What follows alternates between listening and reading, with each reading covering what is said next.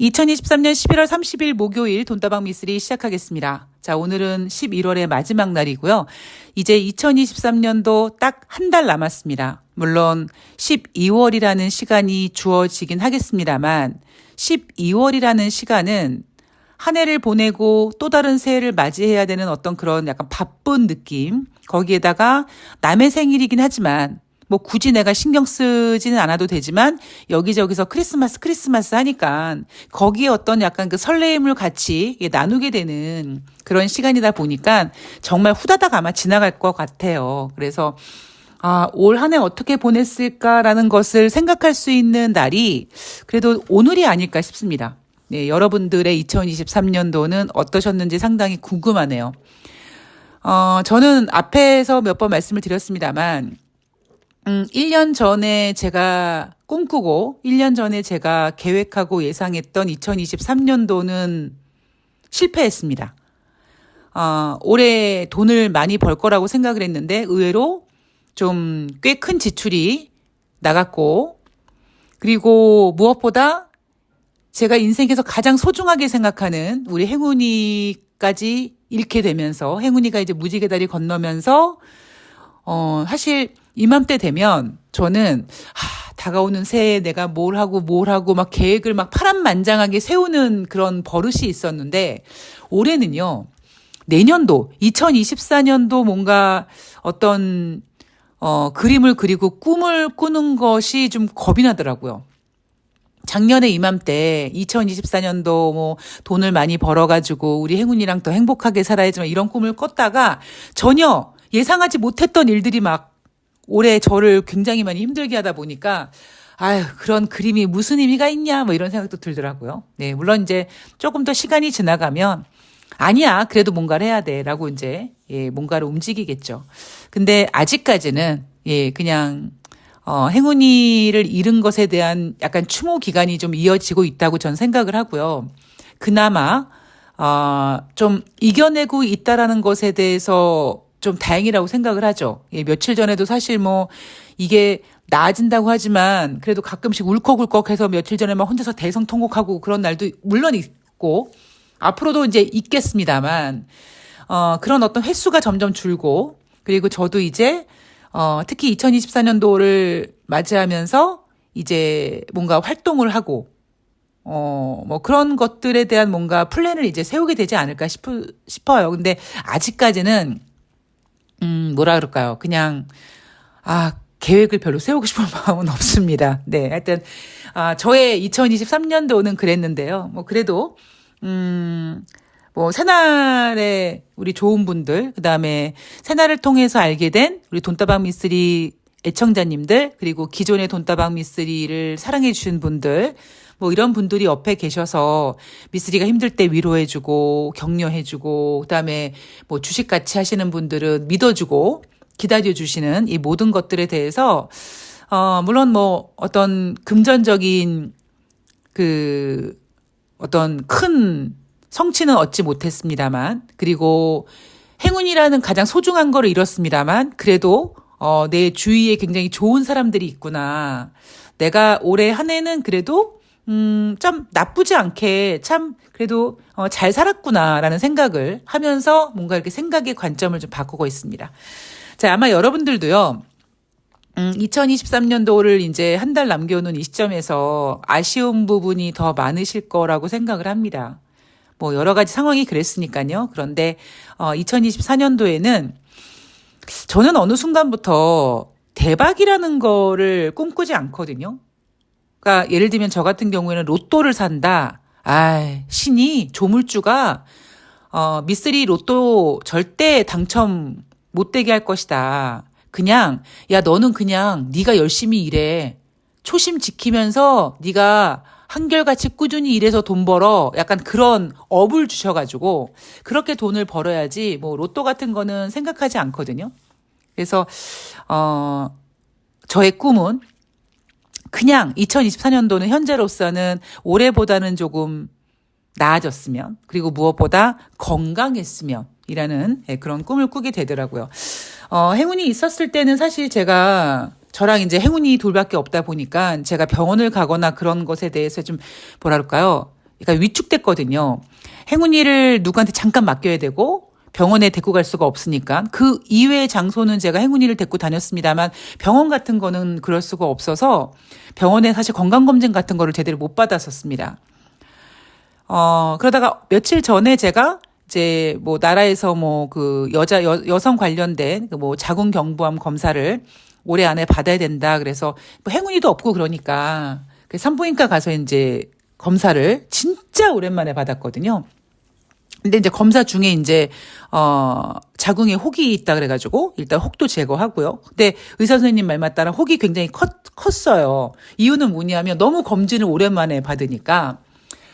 그러니까 제가 이제 혹 제거하면서 이제 그 조직 검사가 들어가고 있는 상태인데 그런 생각이 들더라고요. 다 필요 없이 그냥 건강하면 된다. 뭐 그런 생각. 예.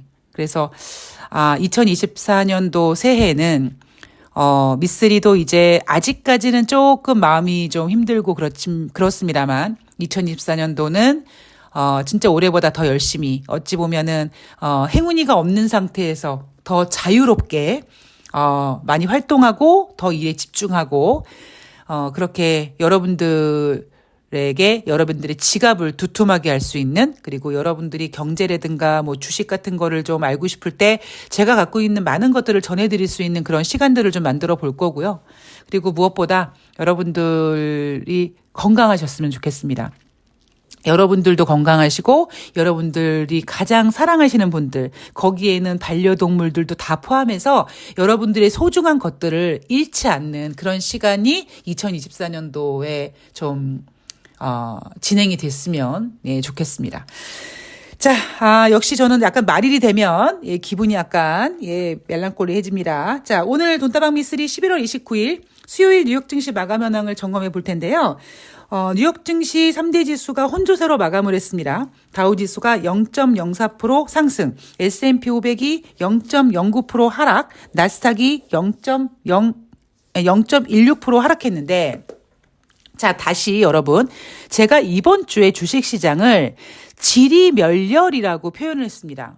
그래서 아니 미쓰리 뭐 굳이 지리멸렬이라고 표현할 필요가 있어? 그냥 크게 움직임 없이 방향성을 찾아가고 있다. 뭐 횡보하고 있다. 뭐 잠시 쉬어간다. 뭐 이렇게 표현하면 되는 거 아니야? 왜 굳이 약간 부정적인 의미의 지리멸렬이라는 단어를 썼느냐라는 질문에 있어서 제가 지리멸렬이라고 썼던 이유에 대해서 다시 한번 설명을 해드리면 여러분 뭔가 느낌이 좀 쎄하지 않으십니까?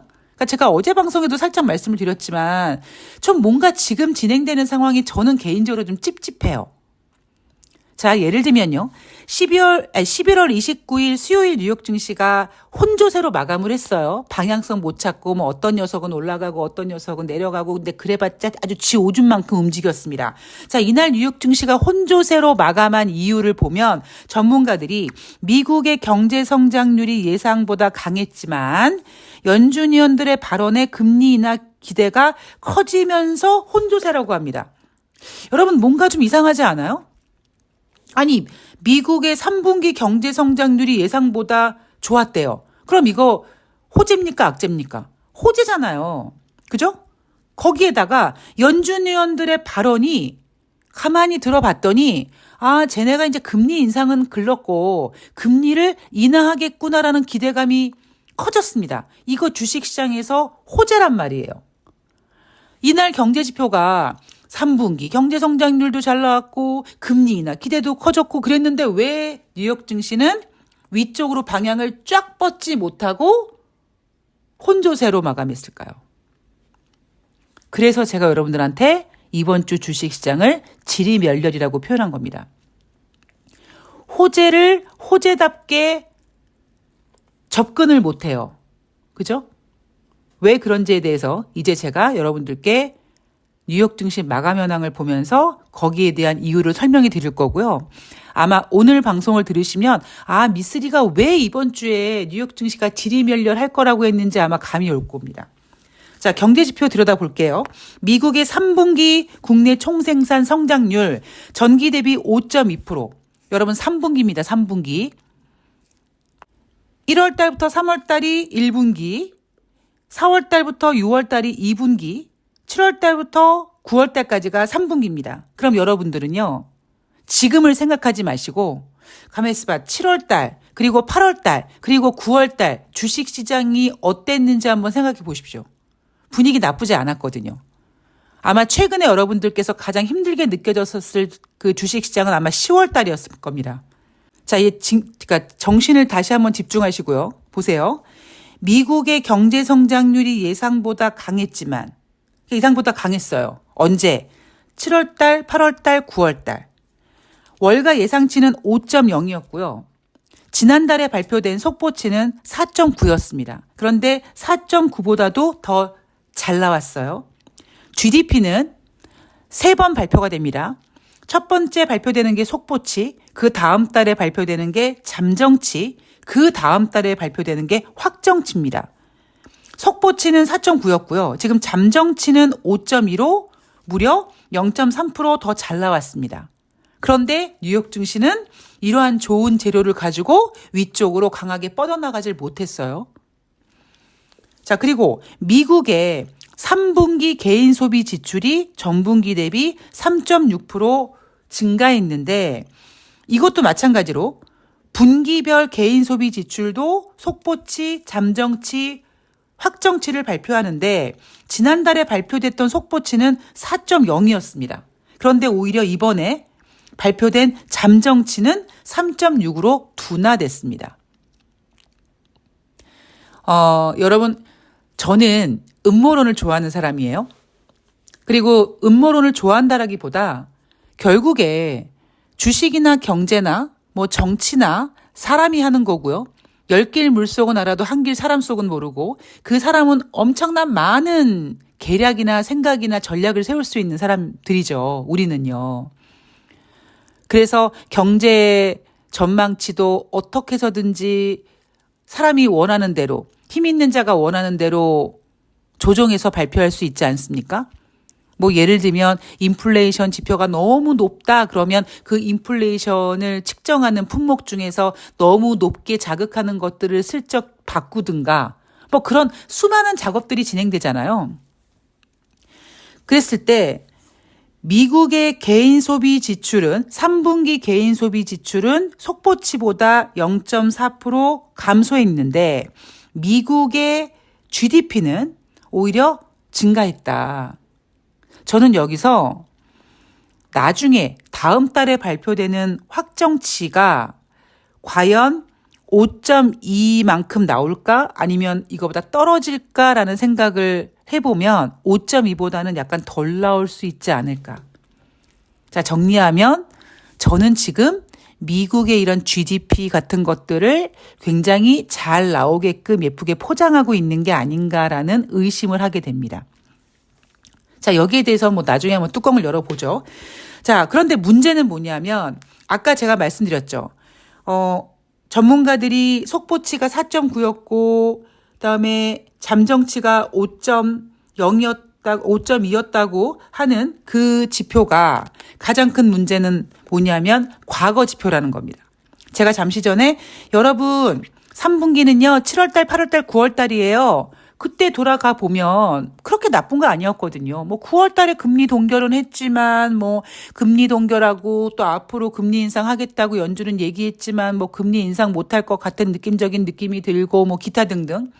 그런데 문제는 주식이란 경제란 과거 데이터도 중요하지만 전망이 중요한데 전문가들은요. 미국의 4분기 그러니까 10월 달부터 11월 달, 12월 달 경제 성장률은 2%대로 크게 둔화될 거라고 예상하고 있다고 합니다. 왜 그럴까요, 여러분? 왜 3분기 때 막 5.0, 5.2 막 이런 애들이 왜 갑자기 4월 달에 2.0으로 뚝 떨어질까요? 제가 여러분들 머릿속에 딱 박아놓아야 될 거 하나 있다고 말씀드렸죠. 그게 뭐냐면 지금 미국의 기준금리 5%는 상당히 부담스러운 자리다. 이것만 잊지 않으시면 됩니다. 자, 11월 달 베이지북이 발표가 됐습니다. 자, 베이지북에서 뭐라고 했냐면 경제 활동이 이전 보고서 이후에 둔화됐다. 이거 뭡니까? 경제가 둔화되고 있다. 자, 여러분들 까먹으셨을까봐 다시 한번 말씀드리면 연준은요, 올해 6월 달에 금리를 동결했어요. 그런데 뭐라고 그들이 얘기를 했냐면 잠깐 쉬어간다고, 쉼표를 찍는다고 했습니다. 그런데 문제는 뭐냐면 아주 예쁘게 표현한 게 쉼표지만 실질적으로 그때 있었던 상황은 베이지북이 발표가 됐는데 미국의 12개 지역 중에서 몇 개 지역이 지금 경제 상태가 안 좋은 걸 확인했어요. 그래서 연준이 금리 인상을 못했습니다. 그럼에도 불구하고 쉼표를 찍는다고 얘기를 했죠. 그렇게 투자자들을 속였습니다. 그런데 이번 11월 베이지북 경제활동이 이전 보고서 이후에 둔화됐고 인플레이션도 크게 완화됐다. 금리 인상을 하는 이유는 인플레이션을 완화시키기 위함이고 지금 미국의 기준금리 5%는 너무 부담스럽다 보니까 인플레이션도 크게 완화시켜주지만 상대적으로 경제도 둔화시키는 역할을 하고 있는 거죠. 자, 12월 달 FOMC 회의 이제 진짜 얼마 남지 않았는데요. 연준 위원들의 발언을 보면 클리브랜드 연방은행 총재가 이런 얘기를 합니다. 현재 금리 수준이 좋은 위치에 있다. 이 얘기는 뭐예요? 더 이상 금리 인상 안 해도 된답니다. 위험에 적절히 대응해야 된다. 이건 무슨 얘기입니까? 지금 미국 경제가 안 좋아서 만약에 더 안 좋아질 것 같은 분위기가 생긴다면 우리 연준은 금리를 인하해야 돼. 이란 얘기를 돌려서 한 거예요. 자, 보스틱 연방은행 총재는요. 인플레이션 하향 추세가 계속될 것으로 전망한다. 그죠? 자, 몇 개월 내에 경제가 둔화될 것이다. 그리고 미국 경제는 연착륙될 거라는 걸 자신한다라고 얘기합니다. 다시 말씀드리지만 좋은 표현으로는 연착륙이지만요. 저는 연착륙 따위는 없다고 생각합니다. 연착륙과 경착륙 차이. 경착륙은 비행기가 경박스럽게 착륙하는 이게 뭔가 문제가 생겨가지고 막 날개 축지를 막 좌우로 흔들면서 그 안에 승객들은 막 가슴이 벌렁벌렁한 상태에서 착륙하느냐 아니면 부드럽게 착륙하느냐인데 그 부드럽게 착륙하는 건 죄송하지만 전 경제에서는 없다고 생각합니다. 왜냐하면 특히 지금 같은 5% 고금리에서는 있는 자들은 5% 고금리에 대해서 뭐 부드럽게 유지시킬 수 있을지 모르겠습니다만 없는 자들은 이거 유지하기 겁나게 힘듭니다. 자, 리치먼드 연방은행 총재, 인플레이션이 더 끈질길 가능성이 있다. 이 사람은 살짝 반대적인 얘기를 했습니다. 아직 금리 인상 가능성을 완전히 배제한 것은 아니다라고 얘기를 했습니다. 그런데 문제는 뭐냐면 아무리 연준 위원들이 우리 갈 길이 멀다라고 얘기해도 이미 9월 달부터 이미 특히 11월 달 초부터 투자자들은 야, 웃기고 있네. 니네 연준이 어떻게 이제 금리 인상하냐? 경제 지표가 저렇게 엉망진창인데? 이러고 이제 더 이상 연준 위원들의 이 매파적인 발언을 믿지 않는 거죠. 자, 문제는요. 이제 금요일 날 제롬 파월 의장의 발언이 이제 예정되어 있는데 지금 여러분 주식시장이 굉장히 지리멸렬하게 가고 있다고 말씀드리잖아요. 거의 움직임이 없이 마치 껌딱지처럼 딱 붙잡아 놨습니다. 근데 얘네가 분명히 어느 한쪽으로 방향을 잡을 거예요. 그랬을 때 제가 말씀드렸던 대로 오펙 회원국들 감산할 거라고 지금 보고 있죠. 자, 거기에다가 제롬 파월 연준 의장이 과연 뭐라고 할 것이냐. 저는 제롬 파월 연준 의장은 금리 인하 타령 안 할 거라고 생각합니다. 뭐 조금 우아하게 얘기하면은 뭐 인플레이션이 둔화되고 있고 뭐 이 정도 아주 애매모호하게 얘기할 가능성이 높아요. 그런데 만약에 제롬 파월 연준 의장이 자기의 어떤 발언 중에서 그러니까 뭐 금리를 우리는 인하할 계획이 없다 이렇게 얘기한다면 뉴욕 증시는 연준의 가장 대장인 제롬 파월 연준 의장이 공식적으로 우리 금리 인하할 생각이 없다라는 발언을 통해서 주식시장이 금리 인하 기대에 대한 실망감 해가지고 빠질 수 있다라는 거죠. 과연 제롬 파월 연준 의장이 이 상황을 어떻게 보고 있는지 우리는 30일 뉴욕 증시를 좀 지켜봐야 될 것 같고요. 자, 재미있는 이야기를 끝으로 오늘 방송을 마감을 하면 자, 미쓰리가 여러분 몇 달 전이라면 하면 전문가들과 시장에서는 미국이 인플레이션이 잡히니 안 잡히니 난리 부르스 치고 연준이 금리를 인상하니 아니니 뭐 하니 이랬을 때 미쓰리는 아주 조용하게 여러분 2024년도 금리 인하할 거예요. 그런데 어느 순간 시간이 지나가면서 연준 의원들의 발언보다는 뭐 사실 전문가들의 발언 그리고 시장 투자자들의 어떤 분위기는 내년에 금리를 인하할 것 같아라는 분위기가 형성이 되면서 연준은 점도표가 내년 연말 정도로 보고 있고 월가 전문가들은 내년 여름이라고 했습니다. 내년 여름이라고 했는데 이제 슬슬 그게 앞당겨지고 있어요. 근데 전문가들이 내년 여름이라고 했을 때 제가 뭐라고 말씀드렸습니까? 내년 여름보다는 좀 빨라질 수 있다. 1월까지는 좀 어렵지만 어쩌면 3월이 될 수 있다. 저는 연준 위원보다 시장 투자자보다 금리 인하의 가능성을 훨씬 더 빨리 봤죠. 시기도 빨리 봤습니다. 얼마 전까지 지금 계속 나오고 있는 얘기가 뭐냐면 5월 달에 금리를 인하할 것이다 얘기 나오고 있습니다만 저는 그거보다 앞당길 것 같다. 거기에 대한 근거는 뭐냐. 다시 말씀드리지만 지금 미국의 기준금리 5%라는 이 위치가 상당히 부담스럽다라고 말씀을 드렸죠. 그런데요. 이날 5월 회의에서 기준금리 인하 가능성이 장중에 80%가 넘었어요. 이젠 여름도 아니고 5월 달에 금리 인하 가능성이 커진 데다가 하물며 미쓰리가 예상하고 있는 3월 달에 금리 인하 가능성도 50%가 넘었습니다. 자, 이런 상황에서 만약에 제롬 파월 연준 의장이 우리 금리 인하할 생각 없습니다라고 얘기해버리면 금리 인하 기대에 찬물을 끼얹었다라고 하면서 금요일 뉴욕 증시가 하락할 가능성이 있고요.